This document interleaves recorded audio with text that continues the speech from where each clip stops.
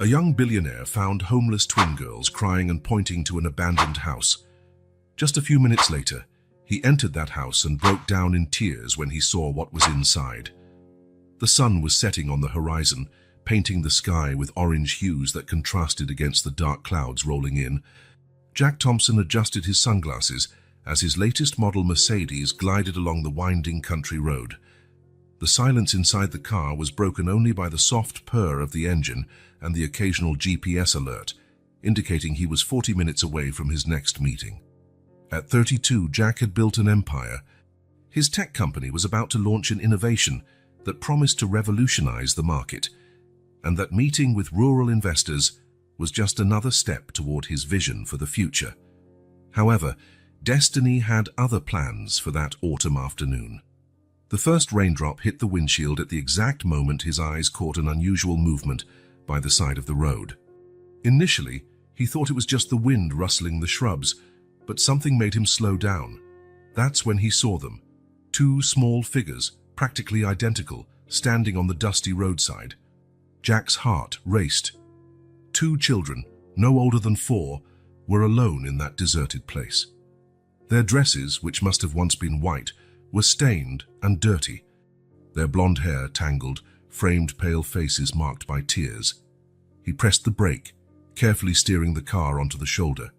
The rain started to fall more heavily, yet the girls stood as still as statues, their deep blue eyes locked on him with a mix of fear and pleading that struck him like a punch in the stomach. "Oh my God," he muttered, switching off the car. Years of dealing with the toughest executives hadn't prepared him for that moment. What were two children doing alone out there? Where were their parents? Taking a deep breath, Jack opened the car door. The rain was now falling steadily, and the air smelled strongly of wet earth. The girls took a small step back when he got out, but did not run. Instead, they started pointing frantically at something behind him. "It's okay," he said softly, holding his hands up in what he hoped was a reassuring gesture. "I won't hurt you. Where are your parents?" The twins, since they clearly were twins, did not reply. They kept pointing, their little fingers directed at something beyond him. Jack turned slowly in that direction, and that was when he saw it. An old house, partially hidden by tall trees and dense undergrowth. Even from a distance, he could tell it had been abandoned for years. "Is someone there?" he asked, turning back to the girls. "Do you live in that place?" One of them stepped forward. Her lips trembled, though not with cold. "Her help," she whispered so quietly that, with the rain, he almost didn't hear. "Please." The other girl held her sister's hand, and Jack noticed the small fingers were scraped, with fresh scratches. His instincts told him something was very wrong, and his rational mind tried to analyze the possibilities. Should he call the police? An ambulance? But what if someone was indeed injured in that house and needed immediate help? The rain fell harder by the second, and the girls were beginning to shiver. Jack took off his coat and, moving slowly so as not to scare them, approached. "Can I put this on you? It's getting cold." To his surprise, the girls did not recoil. They allowed him to cover them with his coat, big enough to wrap them both. That was when he saw up close the faint bruises on their arms, recent marks that made his blood boil. "What are your names?" he tried again, keeping his voice calm, despite the anger that rose in him toward whoever had hurt these children. "Sophie," murmured the one who had spoken, then pointing at her sister, "Emma." "Sophie and Emma," Jack repeated, trying to win their trust. "I'm Jack. Is someone hurt in that house?"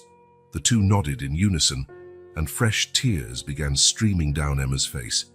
Sophie pulled her sister close, showing a surprising strength for someone so small. Jack pulled out his cell phone, but there was no signal in that remote area. He looked again at the abandoned house, then at the drenched girls in the rain. He couldn't leave them there, but he also couldn't simply take them and go. What if someone truly needed help in that place? "Would you like to get in the car? It's dry and warm inside," he offered, pointing to the Mercedes. The girls hesitated, exchanging that silent communication only twins seem able to share. Finally, Sophie spoke again. "Will you help?" "I promise I'll help," Jack replied, and there must have been something in his voice that convinced the girls because they let him lead them to the car. After settling them in the back seat, Jack turned on the heater and took out some water bottles from the glove compartment. The girls drank thirstily, and he noticed how their small hands shook while holding the bottles. "Are you hurt? Did someone do this to you?" he asked gently. But the twins only looked back at the house, their expressions rife with concern. Rain now fell in sheets, turning the afternoon into an early dusk. Through the foggy windshield, the abandoned house looked even more sinister, its windows black like empty eyes staring at them. Jack knew he had to make a decision. His phone was still out of signal. The girls clearly needed help, and someone might be hurt in that house. Years of making high-stakes corporate decisions seemed trivial compared to the pressure he felt now. "Stay here, okay? I'll take a quick look inside the house," he said, more to himself than to the silent girls. But as he went to open the door, Sophie clutched his arm with surprising strength. "Together," she said, her voice soft but unwavering. "We go together." Emma nodded, and something in their looks told Jack they wouldn't stay put in the car, no matter what he said. Perhaps they feared being left again, or maybe they knew they needed to show him something specific in the house. The rain kept pouring relentlessly as Jack took a flashlight from the glove box. The girls left the car, still wrapped in his too big coat, and instinctively held onto his hands, Sophie on the right, Emma on the left. While they walked toward the abandoned house, Jack Thompson, the billionaire used to having every detail under control, suddenly felt entirely out of his comfort zone. He had no idea what he would find beyond that weathered door, but something told him his life was about to change forever. What he did not know was how right he was. The door creaked ominously when Jack pushed it, the sound echoing through the empty structure of the abandoned house. His flashlight beam cut through the darkness, revealing an entrance hall seemingly frozen in time. Sophie and Emma tightened their hold on his hands, leading him with determined steps through the gloom. The smell was the first thing that hit him, a suffocating mix of mildew, rotting wood, and something else, something that made his stomach churn. Rain dripped through holes in the ceiling, forming small puddles on the stained hardwood floor.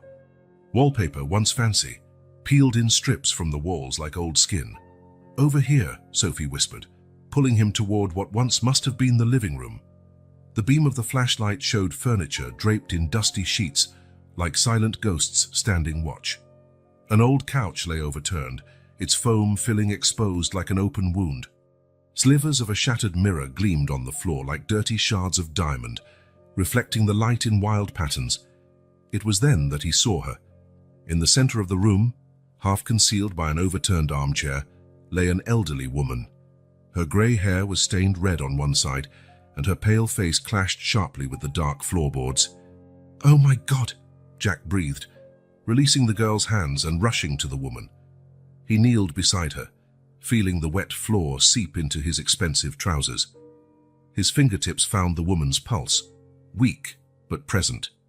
The twins immediately took positions on the other side of her body, their small faces showing a concern beyond their years. Emma gently touched the woman's face, while Sophie held her wrinkled hand. "Grandma Claire," Emma whispered, voice trembling. It was the first time Jack heard her speak. "Claire? Is that her name?" Jack asked, already pulling out his phone again, desperate for a signal. Nothing. "She's your grandmother." The girls exchanged glances but didn't answer.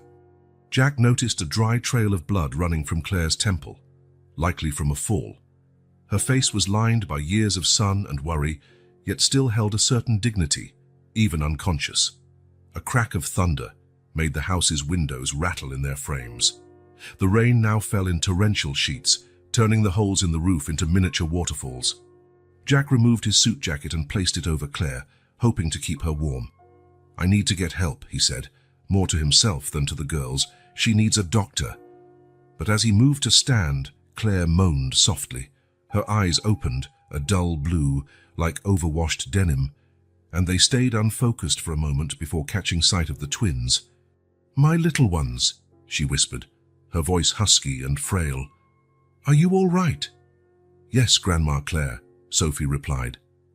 Emma nodded, tears rolling silently down her grimy cheeks. Claire's gaze then landed on Jack, and he watched fear cross her wrinkled face. She tried to shift, but he gently restrained her. "Please, don't move," he said. "You're hurt." "My name is Jack Thompson. I found the girls on the roadside. They brought me here." Claire relaxed a fraction, but her eyes stayed wary. "The girls," she murmured. "I need to protect." "They're safe," Jack assured her, noticing how the twins crept closer to Claire, like young animals seeking shelter. "But you need medical help. I'll see if I can get a signal to call an ambulance." While he spoke, he scanned the room, noticing details he'd missed earlier. In one corner stood a small stack of well-worn children's books. Nearby, 2 matching teddy bears, threadbare but obviously loved. And on one wall, partly hidden by a torn curtain, hung a calendar marked with a date from 3 years ago. Someone had been living here. This was not just an empty house, it was a refuge. Claire tried to speak again, but her voice faltered. Jack noticed her breathing growing shallower. "I'll go out to the car," he said, rising. "Maybe I can get a signal out there." The girls grew restless, but Claire weakly squeezed their hands. "Go with him," she whispered. "I trust in you." Sophie and Emma hesitated briefly, then stood in perfect synchronicity. Jack realized that, despite their fear, they also showed a remarkable fortitude. Walking back through the dark hallway, Jack couldn't help but notice even more signs that someone had inhabited this place. A broom propped in the corner, dishes stacked neatly on a makeshift shelf, a small pile of folded clothes on a battered chair. Someone had turned this ruin into a home. Stepping into the storm once more, Jack opened the back door of the car for the girls, then slid into the driver's seat himself, starting the engine so he could charge his phone. He noticed a faint signal, just a single bar, but maybe it would be enough. His hands shook slightly as he dialed 911. Waiting for the call to connect, he glanced in the rearview mirror at the twins. They sat quietly, their small hands clasped together, staring through the sheets of rain at the old house. 911, what's your emergency?" The dispatcher's voice never sounded so welcome. Jack quickly explained the situation, giving the coordinates from his GPS. "An ambulance is on its way, sir.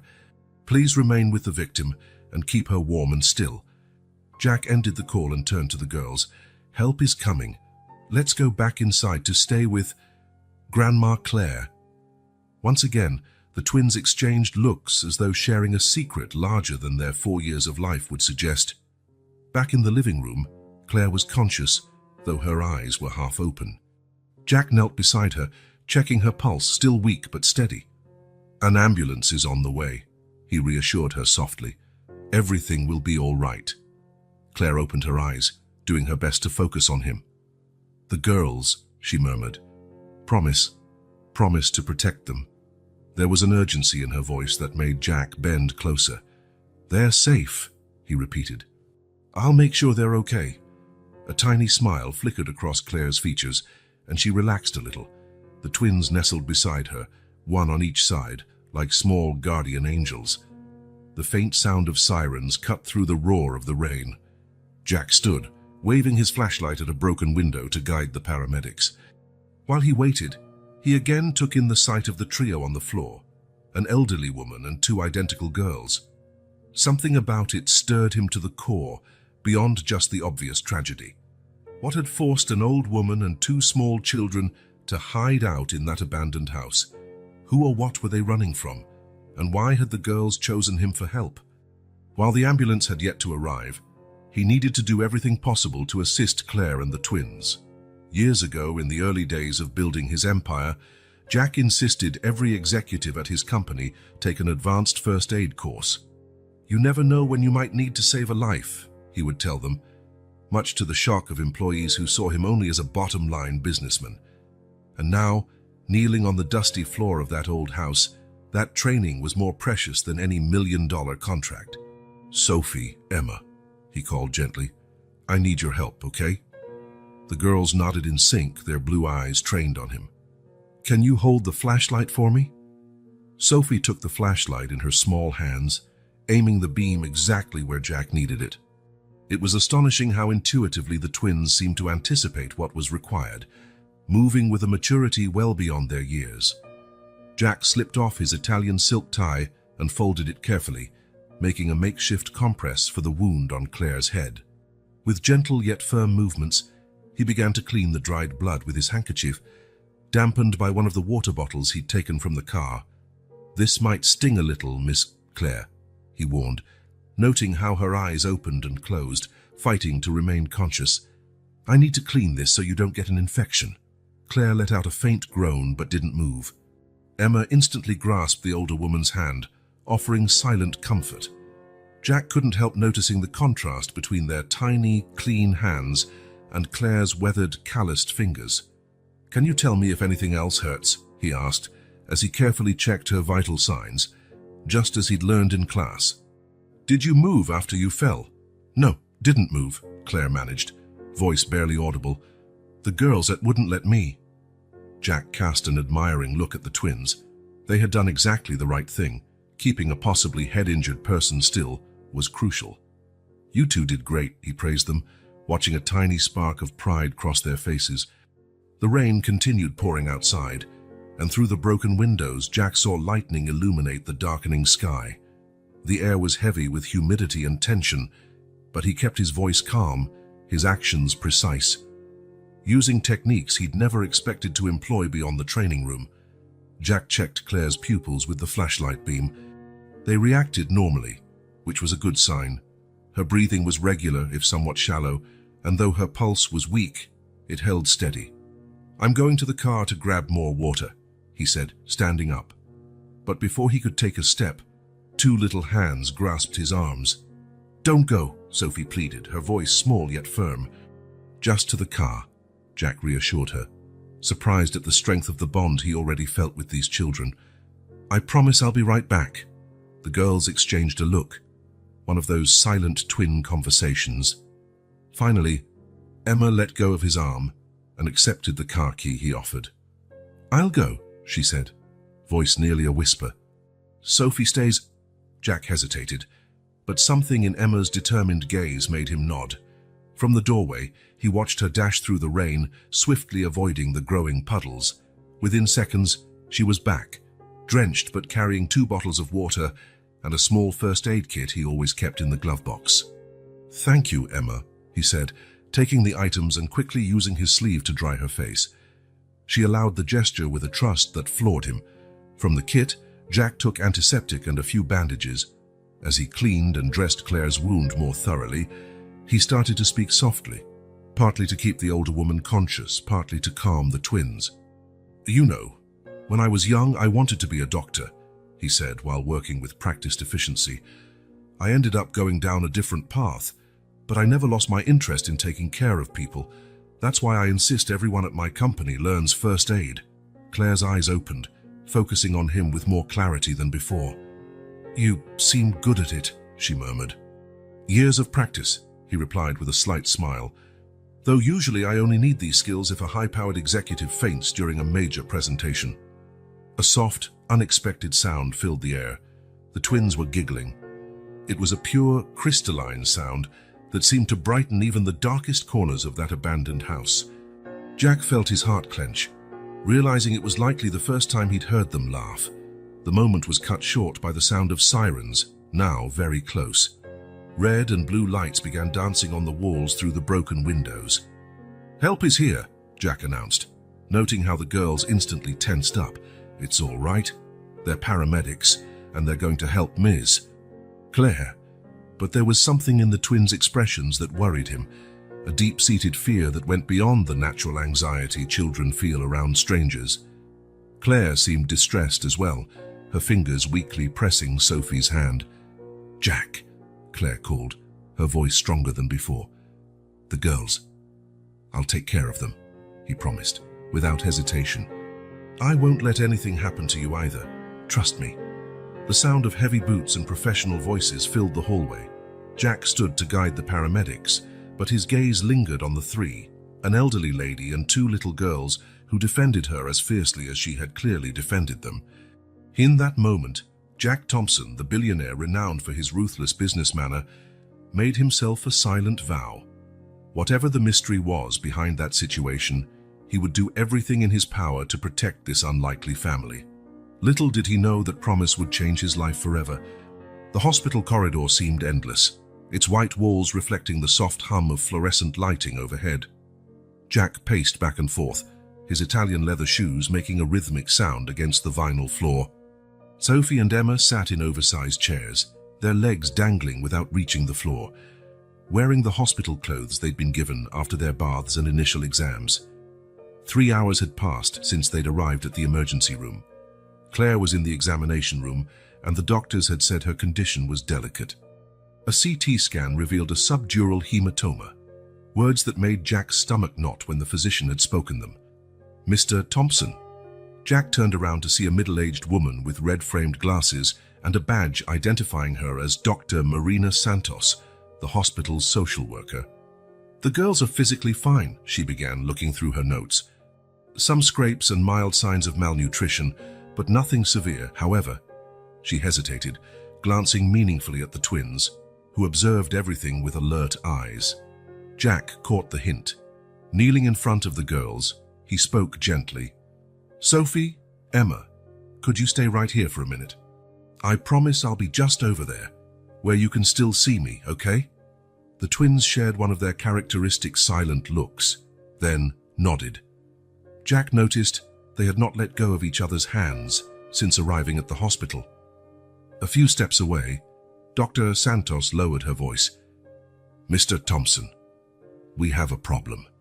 We can't find any official record of these children. No birth certificates, no medical history, nothing." A sinking feeling spread through Jack's chest. "What about Miss Claire?" "Claire Dupont, 68 years old. We found some old records, but..." She consulted her notes again. "She practically dropped off the grid about 4 years ago." Before Jack could wrap his mind around it, a nurse appeared in the corridor. "The patient is asking for Mr. Thompson." Jack cast a worried glance at the twins, but Dr. Santos nodded. "I'll stay with them." In the exam room, Claire seemed even smaller and more fragile against the white hospital sheets. Tubes and monitors surrounded her, emitting a low hum of electronic beeps. Her eyes were half closed, but they opened when Jack approached. "The girls..." Her voice was barely a whisper. "They're safe," Jack assured her, holding her wrinkled hand. "They're right outside." Claire gave his fingers a weak squeeze. "Don't... let them take them." "Miss Claire, I need to understand. Who are they? Where did they come from?" Claire's eyes filled with tears. My angels from the street." Her voice began to falter. "I found abandoned. So little." Jack leaned in closer, trying to catch her every word. "When? Where?" "Behind the market. Crying. So cold." Claire blinked slowly, as if each word cost tremendous energy. "Couldn't let them die." A monitor began beeping more rapidly, and Claire clutched Jack's hand with surprising strength. "Promise. Protect." "I promise," Jack said firmly. "But I need to know more. Why were you hiding?" "Danger," Claire muttered, her eyes beginning to close. "They mustn't find..." A nurse hurried in, checking the monitors. "I'm sorry, sir, but I need you to leave. She must rest." In the corridor, Jack found Sophie and Emma exactly as he'd left them, but now holding cups of hot chocolate someone had kindly provided. Dr. Santos sat between them, attempting unsuccessfully to start a conversation. "Mr. Thompson," she said, getting to her feet, "we need to discuss the next steps. With no documentation or identified legal guardian, the girls will need to be placed..." "No." Jack's voice came out more forcefully than he intended. "They're staying with me." The social worker adjusted her glasses. "Mr. Thompson, I understand your concern, but there are procedures..." "I'm Jack Thompson of Thompson Technologies," he interrupted, hating to rely on his name and status, but knowing he had to.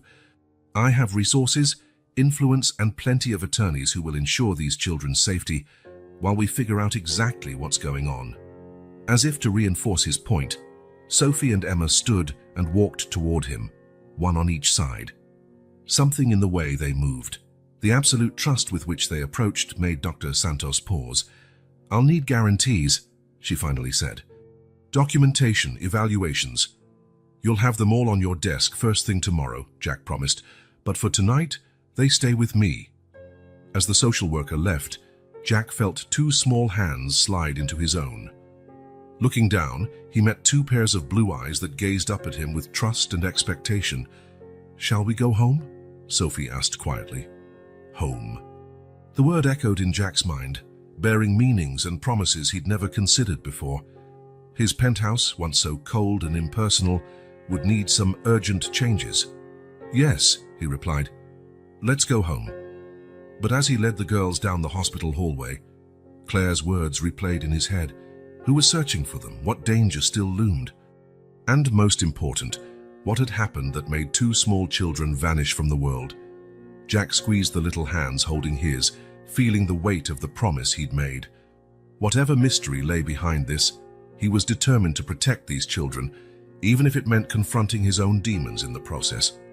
The hospital room was silent, except for the steady beep of the monitors. Jack had managed to bring the twins back for a visit, after convincing the medical staff of how crucial this moment was. Sophie and Emma sat carefully on the edge of Claire's bed, their small hands clasped around hers. Claire, more lucid now after 2 days of treatment, glanced at Jack, who stood near the door. "I think you deserve to know the truth," she said, her voice hoarse yet steady. "About how I found my angels." Jack pulled up a chair by the bed, sensing he was about to hear the story that had intrigued him so. The twins snuggled closer to Claire, as if they already knew the tale but still needed to hear it. "I was a teacher," Claire began, a fleeting smile crossing her face. "For 40 years, I taught children to read and write, to dream and believe. I had a comfortable life, a husband I loved, a home of my own.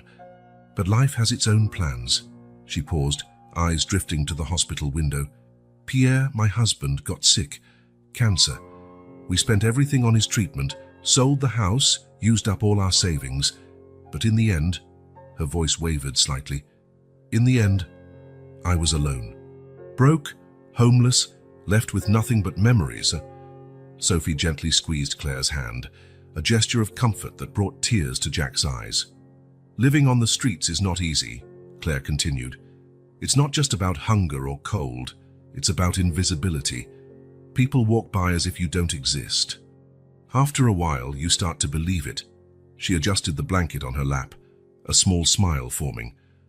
"I soon learned where it was safe to sleep, who might offer food, which times were best to look for recyclables. It wasn't a life I chose, but I clung to my dignity. And then," her voice grew softer, "on a particularly cold night in January, I heard crying. Behind a closed supermarket, I found these two precious little ones." She smiled at the twins. "So tiny, wrapped in a thin blanket, with nothing but a crumpled envelope beside them." Jack leaned forward, utterly absorbed. "What did the envelope say?" "It was a desperate plea," Claire replied. "Someone begging me to care for them, saying they were in danger. Only their names were there, Sophie and Emma." The girls shifted restlessly on the bed, as they always did when they felt the center of attention. "Many would call it crazy," Claire went on, "a homeless woman taking responsibility for 2 babies. But that night, looking into their faces, I realized I had no choice. My years as a teacher taught me to recognize when a child needs protection." "How did you manage?" Jack asked, admiration seeping into his voice. Claire smiled again. "With love and a bit of luck. I found that abandoned house a few weeks later. It wasn't much, but it offered shelter. I collected more recyclables, and some people helped when they saw the babies. I never accepted more than we needed, and I never stuck around long enough to answer questions." Her hands brushed the twins' hair softly. "I turned one of the rooms into our home. I told them stories in both French and English, like I used to do for my students. I taught them to read and write as soon as they could speak. I tried to give them all the love and education I could, even under such dire circumstances." "Why didn't you ask for help?" Jack pressed gently. "There are institutions." "The note," Claire cut in, her eyes growing alert. "It warned of danger. I didn't know from what or who, but the despair in those words felt real. In institutions, there'd be records, questions, investigations, and if the people they were hiding from ever found them." Jack saw the twins inch even closer, as if they still sought safety with her. "So I kept our secret," Claire said. Every time I heard a police siren or saw someone suspiciously close to our hiding place, I'd tremble. I knew it wasn't legal to raise children without documents, without formal schooling, without doctors, but the alternative. She shuddered. You saved them, Jack said gently. Claire shook her head. They saved me. They gave me purpose when I had nothing left. Every smile, every new word they learned, every hug. I fought for them, searching for food, keeping us warm and safe. Silent tears now streamed down Claire's face. I know it wasn't the life they deserved. They should have had a real home, new toys, friends, a normal life. But I gave them all the love I had. Sophie and Emma, simultaneously, hugged Claire carefully. You're our grandma, Sophie said firmly. The best grandma in the world, Emma added. Jack felt tears blur his own vision. Claire's story was extraordinary. A woman who had lost everything, but still found the strength to care for and protect two abandoned children. Now, Claire said, gazing directly at Jack, I need to know if I made the right choice in trusting you, because they're all I have, all that matters. You made the right choice, Jack answered resolutely. I'll protect them, and I'll find out who is after them. I promise. Claire nodded slowly, allowing herself finally to relax. Then maybe, she murmured, after all these years, my girls can finally have the life they deserve. The sun streamed through the hospital window that afternoon, bathing the room in a golden glow. Jack looked at the trio on the bed, the elderly woman and the two little girls she had protected so fiercely, and silently promised them all he would uncover the truth behind this mystery, no matter the cost. Let's have an adventure today, Claire exclaimed, her voice carrying a special excitement she saved for such moments. It was a cold, rainy morning, the kind that made the house even damper and gloomier, but Claire knew exactly how to turn adversity into fun.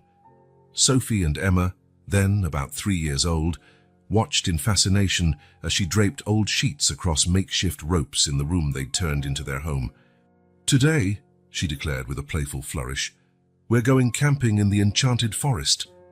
The room, which others might see as desolate with peeling wallpaper and windows patched with cardboard, came alive through Claire's imagination. Water stains on the walls turned into maps of hidden treasure. Shadows cast by the sheets became magical trees, and the worn-out floor became a secret path through uncharted lands. But first, Claire smiled, taking out the small alcohol-burning stove she used so carefully, we need our adventurer's breakfast. Using precise movements, she heated water in a dented but meticulously clean pot. The oatmeal she prepared was simple, yet her stories transformed it into magic potion for strength and courage. The twins sat on improvised stools, wooden crates covered with scraps of cloth. Their bright blue eyes followed every move of the grandmother figure, who turned cooking into a magical performance. Did you know, Claire said as she stirred the oatmeal, that in the enchanted forest each animal has a special talent? She mimicked various voices for each imaginary character. The wise squirrel guarding all the forest's secrets, the singing bird delivering important messages, the speedy rabbit guiding lost travelers. The girls giggled and joined in the story, adding their own characters and adventures. This was Claire's method of teaching them, through stories combining fantasy with valuable lessons. Numbers were taught by counting magic coins, bottle caps she collected. Letters were learned by drawing in the dust of the windows. After breakfast came school. Claire had improvised a chalkboard by painting a board with special paint donated by a kind painter. The chalk pieces were guarded like treasures. Each bit was used until it was gone. Today we're learning about the stars, she announced, drawing constellations on the homemade board. Her voice took on the instructive tone from her teaching days, yet she never lost the magical element that so captivated her little students. Afternoons were devoted to hands-on activities. Claire taught the girls to sew with blunt needles and scraps of fabric. Each stitch is a wish, she'd say, and when we finish sewing, all the wishes come together to create magic. She invented educational games with discarded materials, dominoes from pieces of wood, puzzles made from pictures cut out of old magazines, building blocks using small boxes filled with sand for weight. Every toy was a lesson in resourcefulness and creativity. On colder days, Claire had special tricks to keep them warm. She'd heat stones on the tiny stove and wrap them in cloth, turning them into little pockets of warmth she tucked under the blankets. "They're magic stones," she'd explain, "heated by dragons in the mountains. Nighttime was the most special hour, story time." Claire would light a small oil lamp, carefully saving what little fuel she had, and use her hands to cast shadows on the wall, bringing her stories to life. Some were traditional tales she recalled from her teaching years, others she invented on the spot, always with a message of hope and courage. "Once upon a time, there were two magical princesses," she often began, making the girls smile as they recognized themselves, who lived in an enchanted castle. It looked old and abandoned to passers-by, but inside it was full of love and magic. On stormy days, when thunder shook the old house, Claire turned fear into adventure. "That's just the giants bowling in the clouds," she'd say, hugging the girls. Then she'd organize a pajama party under the draped sheets, telling stories until they fell asleep. Food was always a challenge. Claire developed a careful network: bakers who saved day-old bread, a vendor who set aside bruised but edible fruit, the grocery store owner who sometimes forgot a few cans near the trash. She never asked outright, preserving both her dignity and the secret of the twins. Resourcefulness turned every meal into a special experience. Stale bread became magical toast when warmed with a dash of cinnamon. Vegetable soup turned into power potion, each ingredient having a special ability. Even water had a story. "It comes from an enchanted spring in the mountains," she'd say, after boiling it carefully. The girls learned early on the importance of being silent and discreet. Claire made it a game. "We're secret spies," she'd whisper, teaching them to move noiselessly, to observe without being seen. It was her way of keeping them safe while preserving their innocence. On special days, when she managed to gather a few extra coins, Claire brought little surprises: a new colored pencil, a ribbon for their hair, a small chocolate bar to share. These simple gifts were celebrated like treasures, each with its own magical backstory. The abandoned house, with all its flaws and limitations, was their sanctuary. Claire maintained a strict vigilance, always alert to strange voices or suspicious movements, any hint of danger. But within those battered walls, she managed to create a world of magic and love, where two little girls could grow up safely, even if hidden. "We're a special family," Claire would say, hugging the twins before bedtime. "Others may not understand our magic, but it's here in the love we share." In doing so, day by day, Claire turned a situation of extreme hardship into a living fairy tale, proving that love and imagination can spark light in the unlikeliest places. Her tireless dedication and boundless creativity made the old house not just a hiding spot, but a genuine home where two little girls could grow, surrounded by love, learning, and magic. Ricardo Mendez's office was on the 10th floor of a modest commercial building downtown. Jack watched the private investigator leaf through the documents he'd brought, his notes on the case, photos of the twins, Claire's hospital statement, everything meticulously organized in a folder. "Cases involving children are always the toughest," said Ricardo, adjusting his thin-rimmed glasses as he examined the photographs. "Especially when there are no official records to start with." Jack shifted in the worn leather chair. It had been a week since he found the girls, and each day without answers heightened his anxiety. "I have unlimited resources for this investigation," he stated. "I just need the truth about them." Ricardo lifted his eyes from the documents, his world-weary face reflecting concern. "Mr. Thompson, sometimes all the money in the world can't solve a mystery, but we'll do our best. Tell me everything again, every detail you remember." For an hour, Jack recounted the entire story, from discovering the twins on the roadside, to the abandoned house, to Claire's disjointed words about danger and protection. Ricardo jotted down occasional notes in a dog-eared notebook, frowning more as Jack talked. "The note," Ricardo murmured. "Claire mentioned a note left with the babies. We have to find it." "I've already searched the abandoned house," Jack responded. "Found nothing but a few basic belongings, old clothes, improvised toys, kitchenware. A woman who dedicated 4 years to protecting these girls wouldn't throw away the only clue about their origins." Ricardo stood, walking to the window. "We'll start with that. We need to find the note. In the days that followed, the investigation branched off in many directions, all of which led to dead ends. Ricardo tapped into his network, contacts in hospitals, public registries, shelters. Jack received daily updates, each more disappointing than the last. No record of twins born in the region that matched their description, Ricardo reported during one meeting. I've checked every hospital within a 125-mile radius. Nothing. What about Claire? Jack asked. Any progress on her past? Ricardo opened another folder. Claire Dupont, 68. She was a teacher for 40 years at Saint Marie Academy. Well respected, beloved by her students. Lost everything caring for her ailing husband. After that, he made a vague gesture. She disappeared from the system, until now. They returned to the abandoned house multiple times, meticulously searching for any clues. Every room was inspected, every loose floorboard checked, every conceivable hiding place investigated. But the note Claire mentioned seemed to have vanished. It's as if these girls appeared out of thin air, Ricardo said, frustration lacing his voice. No birth records, no missing child reports that match, no leads on their parents. Jack ran a hand over his face, exhausted. Back at his penthouse, Sophie and Emma were adapting surprisingly well, breathing life and cheer into what was once a sterile environment, but the lack of answers gnawed at him. "You're certain you've checked every hospital?" he asked for the 10th time. "All of them." Ricardo consulted his notes. "All including private clinics and midwife-led birth centers. No record of twins from that time period who match their features." "How is that possible?" Jack muttered, mostly to himself. "Two children can't just appear out of nowhere." The detective shut his notebook with a sigh. "Sometimes the most baffling mysteries leave no trace. Whoever left these girls did a thorough job erasing every bit of evidence." Driving home that night, Jack couldn't stop thinking about the unanswered questions.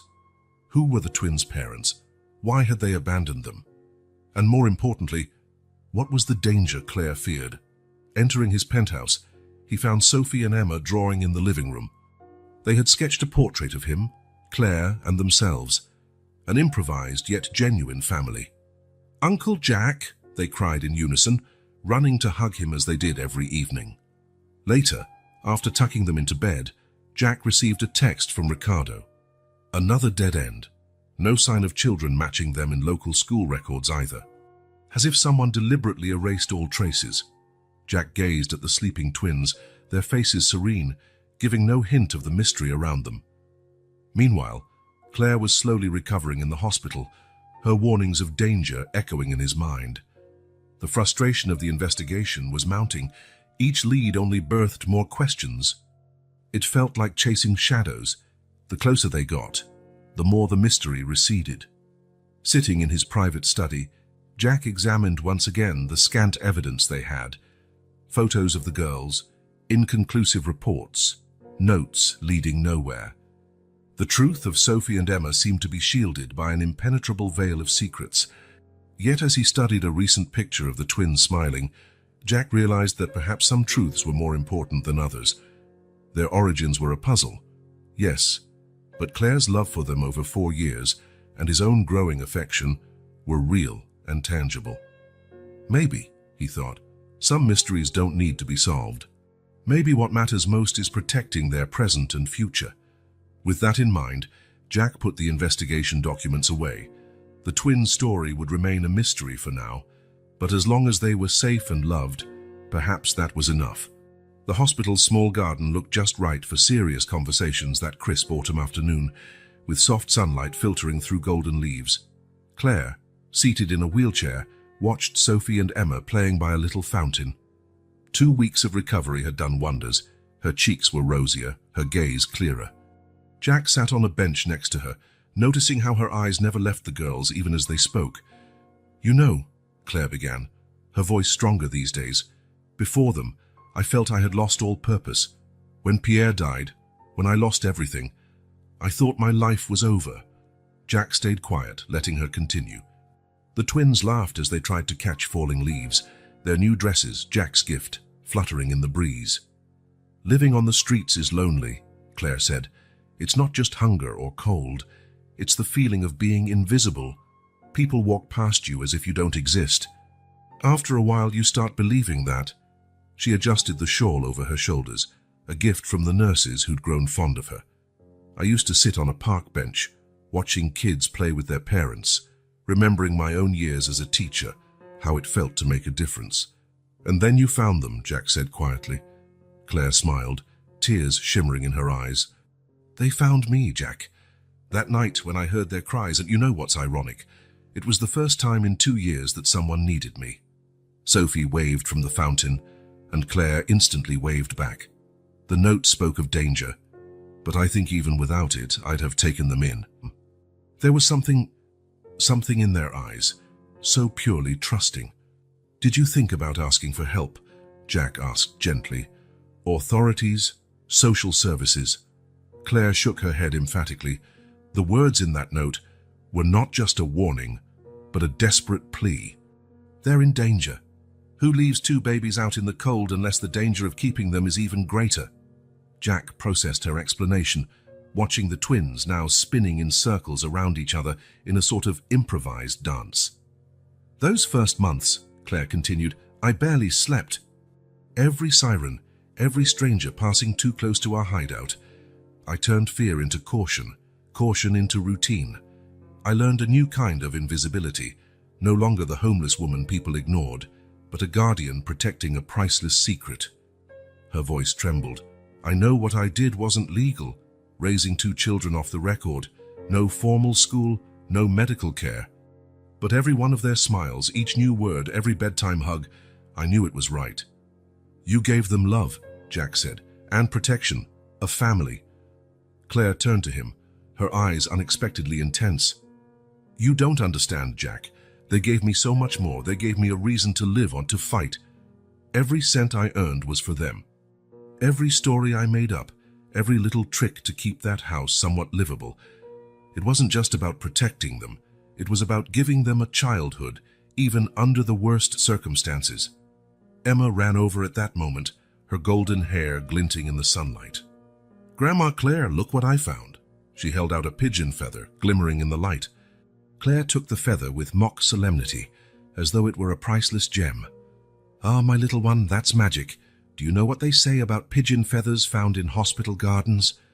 Emma shook her head, wide-eyed. Sophie also came closer, equally intrigued. They say they bring luck and healing, Claire improvised, her tone making a simple story sound wondrous, especially when found by brave little princesses. The girls beamed, hurrying back to their game. Jack watched them with a tightness in his chest. See, Claire said softly, that's how we survived, turning every small thing into magic, every hardship into an adventure. I couldn't give them new toys or clothes, but I could give them imagination, stories, love. She paused, her gaze distant. Sometimes, on the worst nights, when the cold was too fierce or food was too scarce, I wondered if I was being selfish. If I should have turned them in to the authorities, given them a shot at a normal life. But, Jack prompted. But then I'd remember the note, the desperation in those words, and I'd look at them, sleeping curled up, trusting me completely. How could I betray that trust? Jack placed a hand over hers, feeling the calluses formed by years of struggle. You're an extraordinary person, Claire laughed gently. No, Jack, I'm just someone who found purpose when she needed it most. These girls, they saved me every bit as much as I saved them. The sun was getting low, painting the sky in pink and orange shades. The girls returned to them, automatically positioning themselves on either side of Claire's wheelchair. Jack, Claire began, her voice serious, you have to understand whatever danger threatened them may still be out there. Promise you'll protect them, no matter what. Looking at that unusual family, the elderly woman who'd sacrificed all for love, and the 2 girls who'd given her life meaning, Jack felt the weight of that promise. With my life, he replied, and he knew every word was true. It was a quiet afternoon in the hospital when she appeared, a young woman, no older than 30, wearing a simple cleaning uniform. Her blonde hair was pinned in a discreet bun, and her eyes, an astonishing shade of blue, seemed burdened with the weight of the world. Claire was alone in her room. The twins were out for ice cream with Jack, their new tradition. The woman entered silently, pushing a cleaning cart. "Good afternoon," she said softly, her voice trembling slightly. "I came to clean the room." Claire, flipping through a magazine, lifted her gaze, and time seemed to freeze. For a moment, neither of them moved. The only sounds were the steady beeping of the monitors and the ticking clock on the wall. "I know you," Claire finally whispered, her voice barely audible. The woman, her name tag read Emily Martin, clutched the rag in her hands. "No, ma'am. You must be mixing me up with someone else." But Claire kept staring, memories of years spent on silent alert flooding her mind. The woman she sometimes saw watching from a distance, the figure disappearing into the shadows whenever she noticed she was being observed. "You've always been around," Claire continued, voice growing stronger. "At the market, in the square, near the house. You thought I didn't notice?" Emily shut the door quietly, her hands shaking, tears forming in her eyes so much like Sophie's and Emma's that denying the connection was impossible. "How are they?" Emily asked, voice thick with emotion. "You already know how they are," Claire replied, without accusation in her tone, only deep understanding. "You've been watching all these years." Emily suppressed a sob, collapsing into the chair next to the bed. "I couldn't stay away, but I also couldn't get close. Because of the danger in the note?" Claire asked gently. Emily nodded, wiping her tears with the back of her hand. "I work as a cleaner at the hospital. When I heard you were here, I had to see how you were, to say thank you. Thank me for doing what I couldn't," Emily said, voice breaking. "Giving them love, protection, a home, even if it wasn't perfect." Claire extended her wrinkled hand, and Emily took it as if it were a lifeline. "Why don't you tell me the whole story now?" she suggested softly.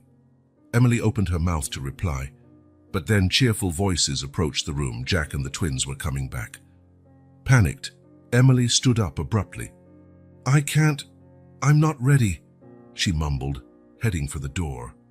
"Emily," Claire called firmly, "they deserve to know, and you deserve to meet them." The door opened, and Sophie and Emma came bounding in, their faces bright with smiles and smeared with chocolate ice cream. They came to a halt upon seeing the stranger, and for a moment it felt as though time froze again. Emily stared at her daughters with an intensity that made Claire's heart ache. The twins, in turn, displayed that uncanny intuition of theirs.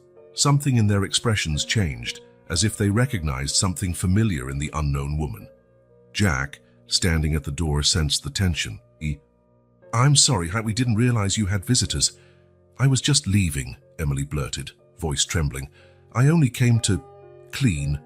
She brushed past Jack and the girls, but not before Sophie asked in her small, clear voice, "Why are you crying?" Emily froze, her body shaking. She turned slowly, meeting two sets of blue eyes identical to hers. Emily," Claire said again, gently but firmly. "Stay." Jack, realizing something big was happening, closed the door quietly. The twins, in their childlike wisdom, edged closer to Emily, though cautiously. "Your eyes look like ours," Emma said, cocking her head. Emily sank to her knees, now at their level, hands trembling at her sides as if she wanted to touch them but didn't dare. "Yes," she whispered, "they are like yours." "Do you know us?" Sophie asked, taking one more step forward. Emily glanced at Claire, who gave her an encouraging nod, then at Jack, who watched with cautious protectiveness. "Yes," she finally said, tears spilling freely now. "I've known you forever." "How?" Emma asked. Emily took a deep breath, tears dripping from her chin. Because I am your mother." Silence fell like a curtain. The twins looked at Claire, who offered a gentle smile, then at Jack, who looked as stunned as they were, and finally back at Emily. "Why didn't you ever come see us?" Sophie asked, voice filled with curiosity rather than accusation. "Because," Emily swallowed hard, "because I wanted to keep you safe, and the only way I knew how was leaving you with someone who could protect you better than I could." "Grandma Claire," Emma said, understanding dawning on her face. "Yes," Emily replied, sobbing. "Your Grandma Claire is the bravest, kindest person I've ever known." Claire wiped tears of her own as she watched them. But you never stopped caring for them, did you? You were always around, making sure they were okay. Emily nodded. I just couldn't stay completely away. I had to know if they were safe, happy, even if I couldn't be part of their lives. Sophie and Emma exchanged that twin look. Then, to everyone's surprise, both stepped forward and hugged Emily. Emily let out a mix of sob and laugh, holding her daughters after 4 long years. Forgive me, she murmured. Forgive me for not being strong enough to stay. You were strong enough to keep them safe, Claire said softly. And maybe now, we can all be strong together. Jack, who had quietly observed until then, spoke up. Emily, I think we have a lot to talk about. Emily nodded, still cradling the twins. Yes, she said. You need to know the whole truth. About the danger. About why I had to let them go into everything. Jack Thompson's office, normally reserved for business deals and corporate decisions, had become the setting for a far more personal, critical conversation. The large windows offered a sweeping view of the city, glowing in the afternoon sun, while inside, tension and emotion weighed heavy in the air. Emily Martin sat in one of the leather armchairs, hands clasped in her lap. Claire, freshly discharged from the hospital, occupied another chair, looking stronger each day. Jack stood leaning against his desk, while the twins sat on the floor in a corner, seemingly absorbed in drawing but with ears attuned to every word. I think it's time, Jack said gently.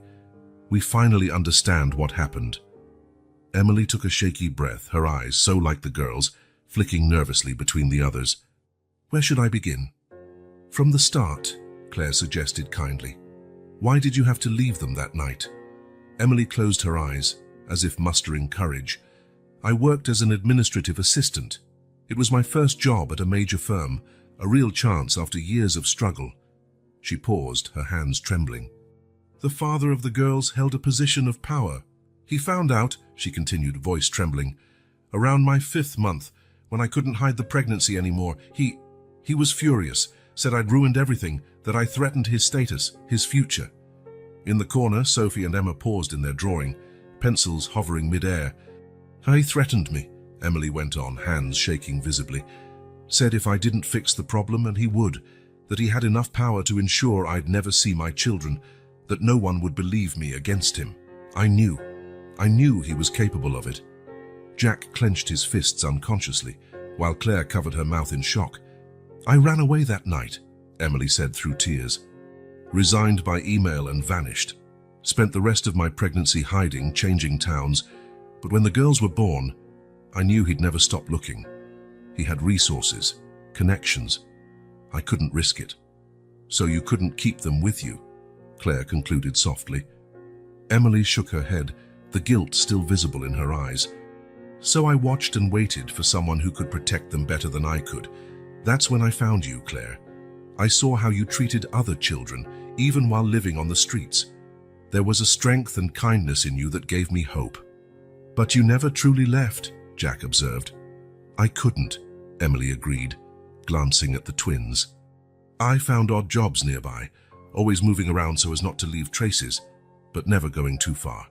Sometimes I spent hours just watching from a distance, seeing how Claire turned that old house into a loving home. Sophie rose suddenly, walking toward Emily with determined steps. Emma followed, as always. Did you cry when you saw us? Sophie asked. Emily looked surprised by the question.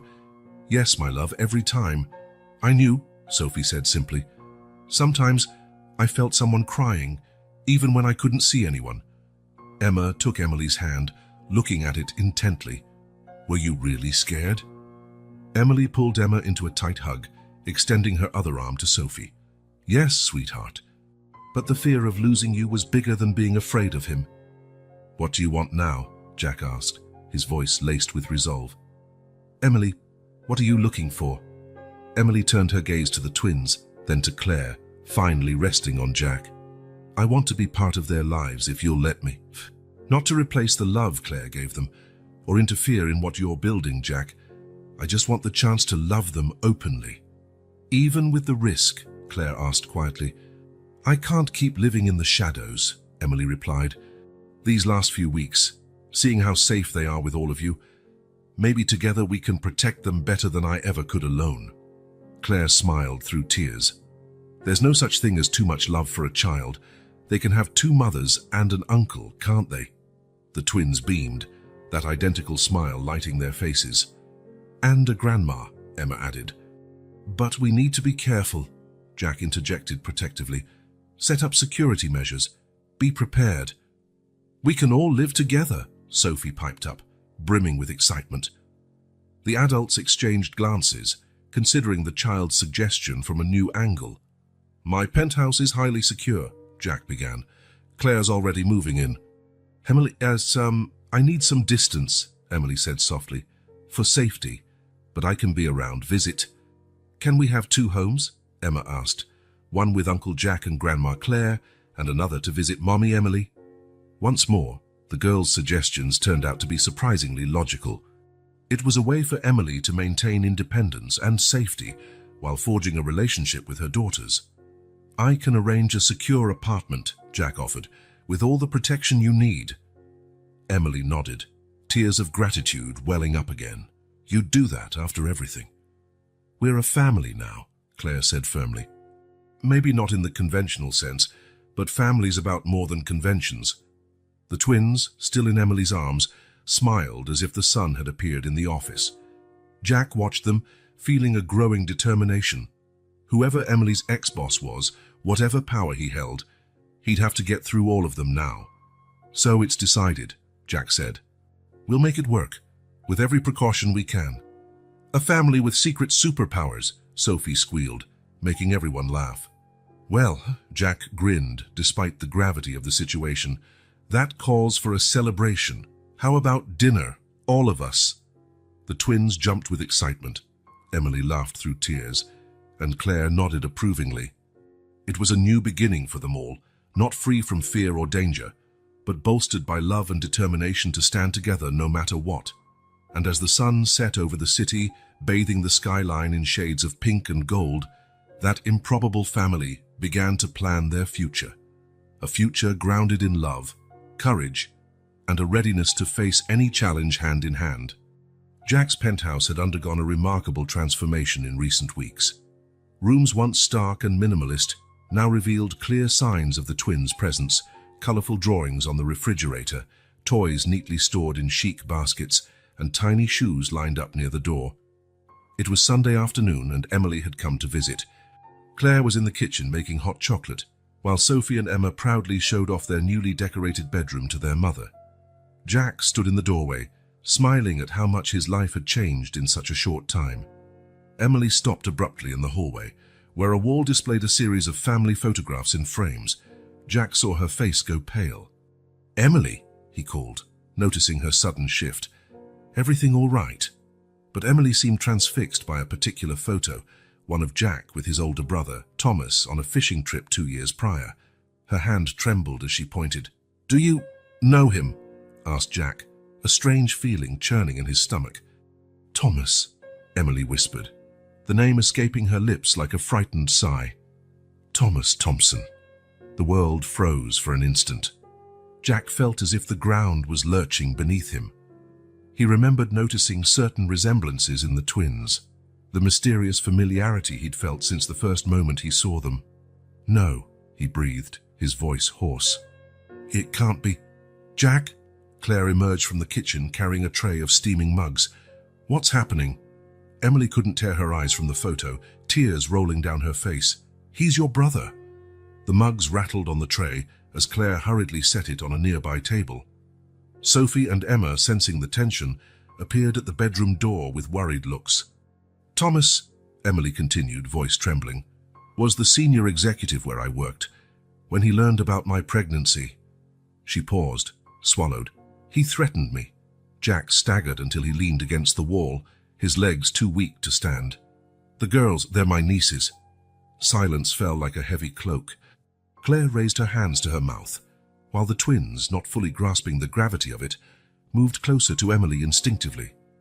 "He threatened me," Emily repeated more forcefully, tears running freely now. "Said he'd ruin my career, use all his power and influence to take my babies the moment they were born. That no one would believe me against him." Jack closed his eyes. It was typical of Thomas. He'd always been the more ambitious, more ruthless brother. While Jack built his own empire from scratch, Thomas climbed the corporate ladder using any means possible. "That's why you ran," Claire said, understanding at last. "Why you were so afraid." Emily nodded, pulling Sophie and Emma closer. "He had so much power, so many connections. I knew he could do exactly what he threatened. I'd seen him destroy others who crossed him." "Uncle Jack?" Sophie asked, her voice small but steady. "Are you mad at Mommy?"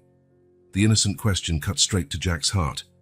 He looked at the twins, his nieces, tracing their features, noting not only the resemblance to Thomas but also their sweetness and innocence, traits Thomas had long ago lost in his quest for power.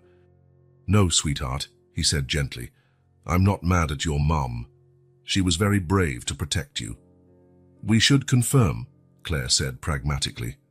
"A DNA test." "Yes," Jack agreed instantly. "I'll arrange it immediately." In the following days, as they waited for the results, tension enveloped the penthouse. Jack spent hours in his office, poring over old photographs, now unable to unsee the family traits the twins displayed. The same eye shape as his mother, the same grin as his father. How had he not realized sooner? When the envelope arrived with the results, no one was surprised by the confirmation. A 99.9% likelihood of relatedness. The twins were indeed Thomas Thompson's daughters. "What do we do now?" Emily asked, hands trembling as she held the lab report. "If he finds out—" "He won't lay a finger on you," Jack declared, his determination a tangible force.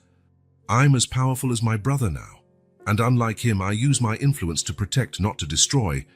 Claire, seated between the twins, nodded. "We're a family, all of us. Families protect each other." "But he's our dad," Emma inquired, curiosity plain in her voice. It was Emily who replied, kneeling before them. "Yes, darling. But sometimes being a father is more than sharing DNA. It's about love, protection, caring. Like Grandma Claire, who shielded you when you had nothing, and Uncle Jack, who's been a dad to you now." Jack felt tears stinging his eyes. In a matter of weeks, his entire life had been turned upside down. He had discovered not only that he was an uncle, but that his own brother was capable of threatening a pregnant woman and jeopardizing the safety of his own children. "Thomas doesn't need to know," he said finally. "Not yet. Not until we're sure we can keep you safe." Emily released a shaky sigh, while the twins ran to hug Jack, uncle, protector, father figure, in every way that mattered. "I think," said Claire with a gentle smile, "our little family miracle just got even more special." A month had passed since that shattering revelation. Jack's penthouse, once a symbol of his solitary lifestyle, now hummed with a different energy. Mornings, formerly punctuated only by the coffee maker and financial news, were now a chorus of giggles, chatter, and the aroma of pancakes. On this particular morning, Jack watched from the kitchen door as Claire taught the twins to make animal-shaped pancakes. Emily, who'd spent the night in the guest room after a movie marathon, was helping Sophie pour the batter into the pan. "Look, Uncle Jack!" Emma exclaimed, proudly showing off a pancake that resembled a puffy cloud more than a bunny. "It's a rabbit," Jack smiled, realizing how Uncle had shifted from a shocking fact to a cherished title. "That's the best rabbit pancake I've ever seen," he replied, delighting her. The apartment's transformation mirrored changes in their lives. Jack's office boasted a wall covered with the girls' drawings. The austere library now had a colorful shelf of children's books, and the once empty guest room was now an enchanted space, with pastel walls and furniture carefully chosen by everyone.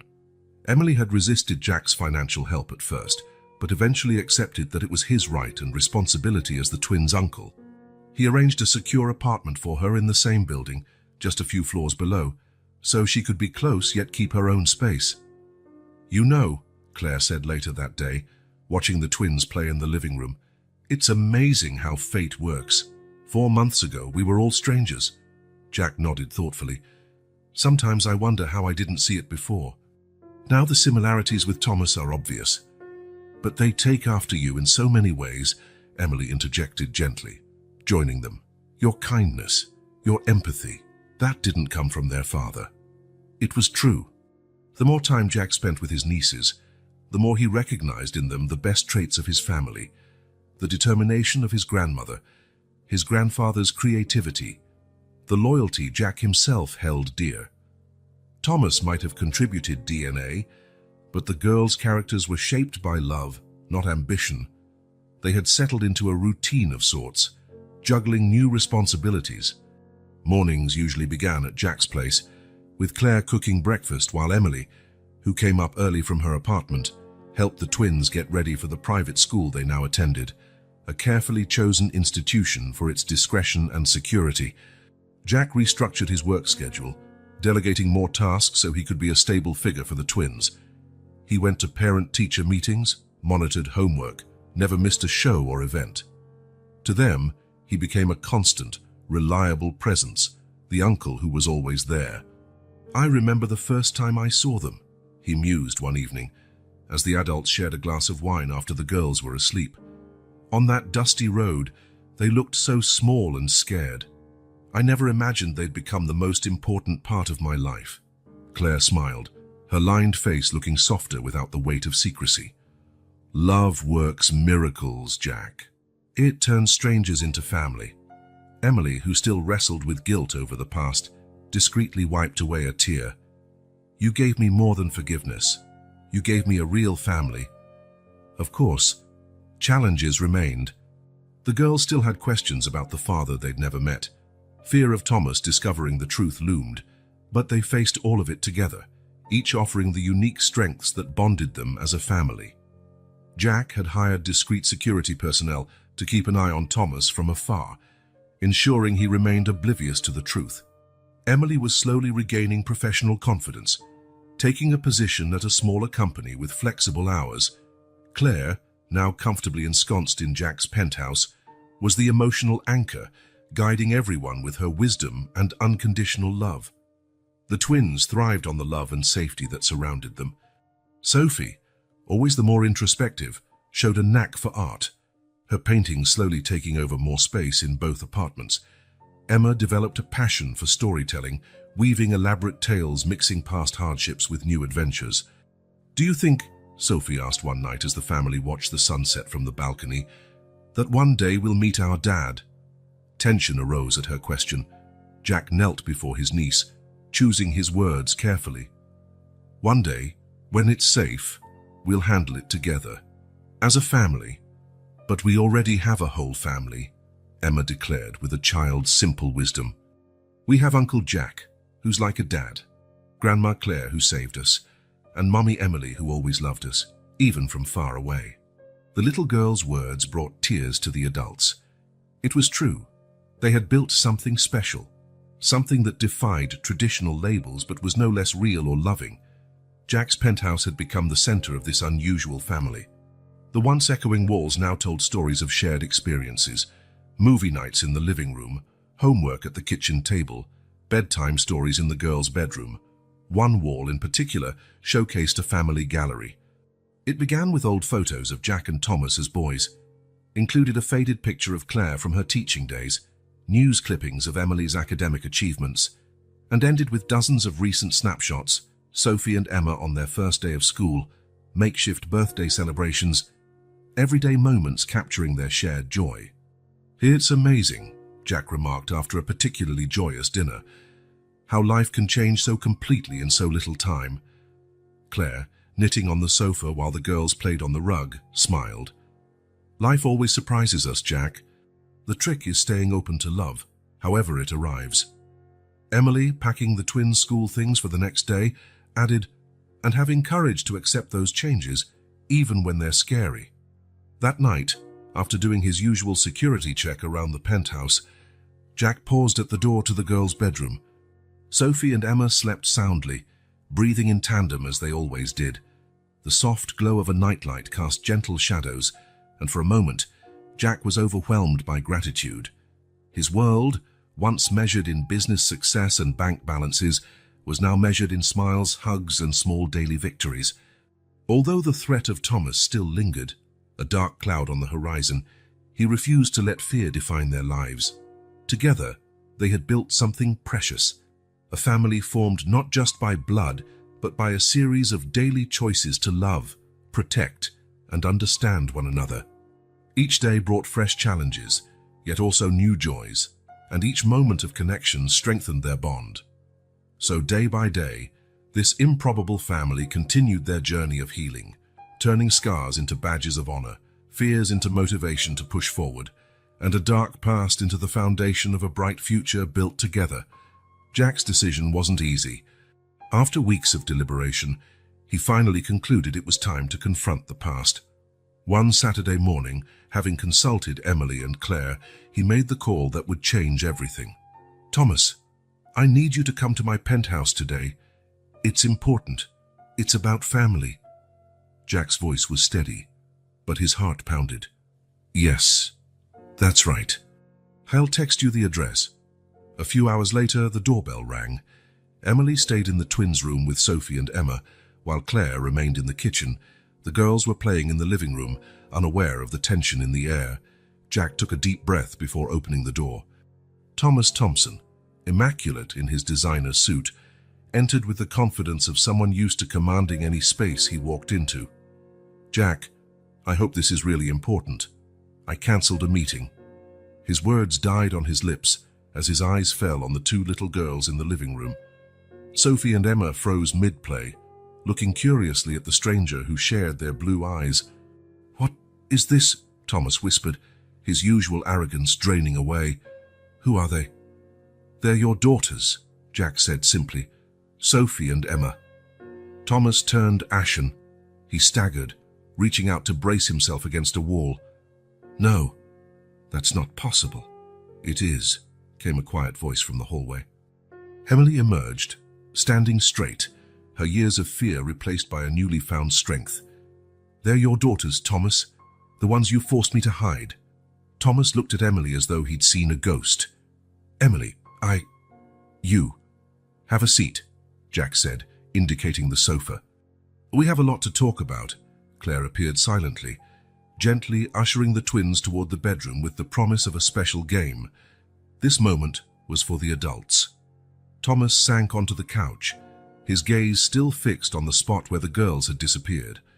"All these years, you kept them hidden all these years. You gave me no choice," Emily said, sitting in an armchair opposite him. "Your threats, your anger. What else could I do?" "I was a monster," Thomas whispered, and for the first time in his life, tears trickled down his face. "I was so consumed by ambition, by status. When you told me about the pregnancy, I only cared about how it would damage my career." Jack observed his brother, the always calm, always ruthless Thomas, crumbling under the weight of the truth. "They're wonderful, Thomas. Smart, loving, brave, everything our family always cared about. How did they survive? Where have they been?" Emily shared everything, her escape, finding Claire, the years spent in the abandoned house, and how Jack discovered them. With each word, Thomas seemed to shrink, weighed down by his past actions.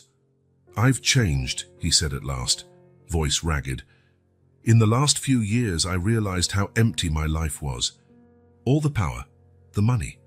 It's meaningless when you have no one to share it with." "You have a chance now," Jack said quietly. "Not to erase the past, but to do better from here on out." "Do they know?" Thomas asked. "Do they know who I am?" "They know you're their biological father," Emily replied, "but they also know that family is more than blood. They have Claire, who protected them with nothing. They have Jack, who has become the father you couldn't be. And they have me, who can finally love them openly." Thomas got to his feet slowly, walking over to the window. For several minutes, he stayed silent, staring at the city outside. When he turned around, his face was transformed. "Can I meet them?" "Properly." Emily and Jack exchanged a look. It was Emily who answered, "Yes, but it will be on their terms, their pace, and you'll have to prove you deserve to be in their lives." Claire returned with the twins just then, who regarded the tearful man by the window with curiosity. "Sophie, Emma," Emily said gently, "this is Thomas, your biological dad." The girls stepped forward cautiously. Sophie, the more direct one, asked, "Why are you crying?" Thomas knelt, bringing himself to their level. Because I made terrible mistakes and hurt people I shouldn't have. Most of all, your mum, who is one of the bravest people I've ever known. Emma tilted her head, studying him. Are you still mean? The innocent question cut Thomas to the core. No, he replied, voice trembling. Not anymore. Not. And I want the chance to prove it, if you'll let me. The twins exchanged one of their familiar silent looks. Then Sophie said, We have to ask our family.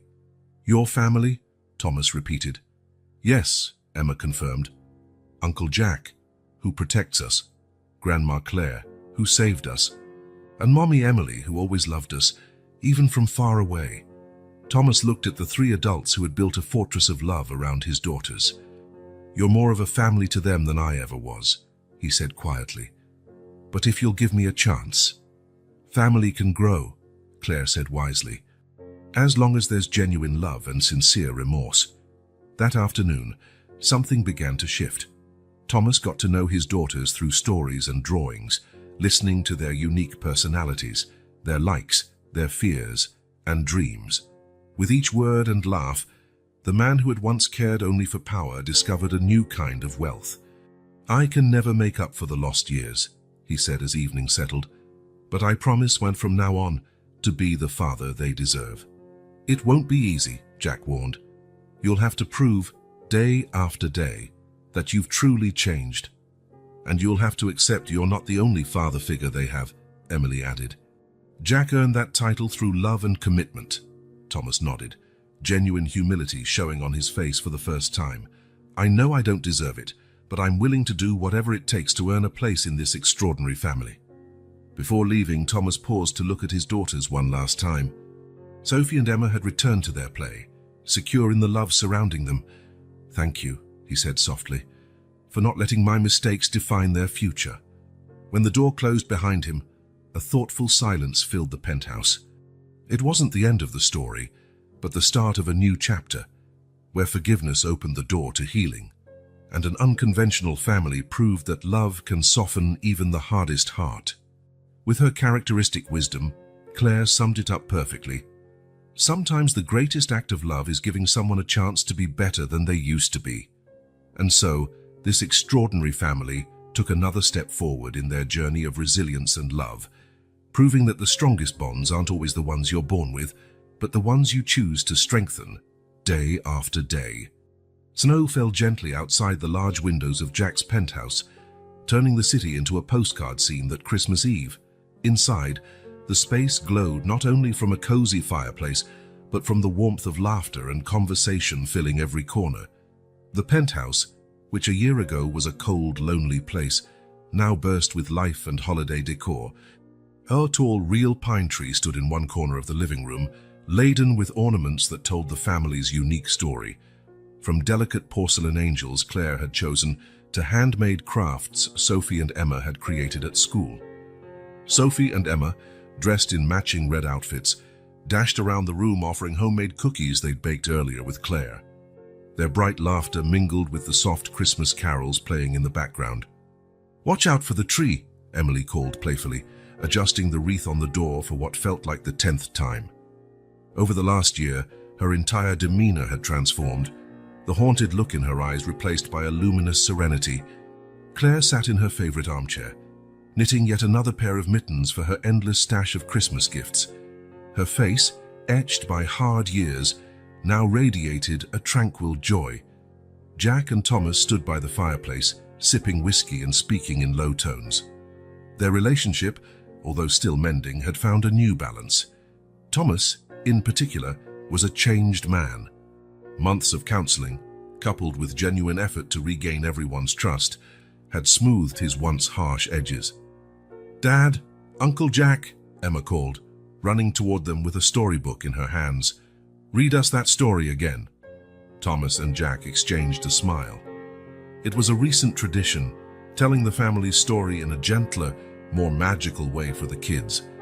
"Once upon a time," Jack began, lifting Emma onto his lap while Sophie hopped onto Thomas's, "there were two magical princesses who lived in an enchanted castle, with Grandma the fairy godmother," Sophie added, making Claire chuckle from her chair. "Exactly," Thomas continued, voice warm. They were surrounded by love and magic, until one day a lost knight found them. Uncle Jack, the twins chorused, giggling. Emily moved closer, perched on the arm of Claire's chair. They shared a glance laden with memories, reflecting on how far they'd come since that frosty night Claire found 2 abandoned babies. "And do you know what the strongest magic of all was?" Jack asked. "Love," the girls answered, already knowing this part by heart. "That's right," Thomas said, his voice unsteady with emotion. "Love that turned a band of strangers into a family." The doorbell rang, announcing the last wave of guests, close friends who had become extensions of this unusual family. Soon the living room was full, the aroma of Claire's Christmas dinner filling the air. Later, gathered around a table decked with candles and holly, Jack stood for a toast. "This year taught us a lot," he began, looking around at the faces of those he loved. "About forgiveness, second chances, and how love can forge bonds stronger than any hardship." Emily squeezed Claire's hand, tears glistening in her eyes. Thomas, seated between his daughters, looked equally moved. "We learned that family isn't just about blood or names," Jack went on. "It's about daily choices of love and protection, about making room in our hearts for more love, more understanding, and more forgiveness." "And more of Grandma Claire's cookies," Emma piped up, prompting general laughter. "Yes, Princess," Jack said, smiling. "Lots more of Grandma Claire's cookies. So here's to this extraordinary family we've built together, to the meetings fate arranges, the second chances love makes possible, and the future we'll continue shaping hand in hand." "To family," everyone echoed, raising their glasses, Sophie and Emma included, with cups of juice. After dinner, while the children played with their new gifts and the adults talked in smaller clusters, Thomas approached Emily by the window. "Thank you," he said softly, "for not letting my past mistakes keep the girls from having a complete family." Emily smiled, watching her daughters play. "They have enough love for all of us, always did." Across the room, Claire watched them contentedly. "Who would have thought," she said to Jack, "that cold night behind the supermarket would bring us all here?" Jack wrapped an arm around the woman who had become like a second mother. "You always knew love was the answer, didn't you?" "Love is always the answer," Claire replied, "even when the questions seem impossible." By midnight, after the other guests had left and the twins finally dozed off, though not before insisting on hanging an extra stocking on the fireplace just in case Santa missed anyone, the adults reconvened in the living room. Emily and Thomas sat side by side on the sofa, no longer as ex-lovers scarred by betrayal, but as parents united by love for their girls. Claire was in her armchair, knitting needles finally at rest. Jack leaned against the fireplace, gazing at his family with gratitude. "Sometimes," Thomas said, breaking the comfortable silence, "I have to pinch myself to believe this is real, that I deserve to be part of it." "It's not about deserving," Claire replied gently. "It's about choosing to be better every day." "And you've made a good choice," Jack added, smiling at his brother. Emily stood and walked over to the Christmas tree. Among the many ornaments, one in particular stood out. A small wooden house painted by the twins, with 6 little stick figures representing each family member. "From an abandoned house," she said softly, "to a real home." While snow continued to fall outside, blanketing the city in a pure white covering of renewal, this extraordinary family celebrated not just Christmas, but also the remarkable journey that had brought them here. Secrets uncovered, hearts mended, and love multiplied. Because in the end, it wasn't about the abandoned house or the missing years or even the mistakes of the past. It was about how love, real and unconditional, can transform strangers into family, pain into healing, and sad endings into new beginnings. And this was only the beginning of their story.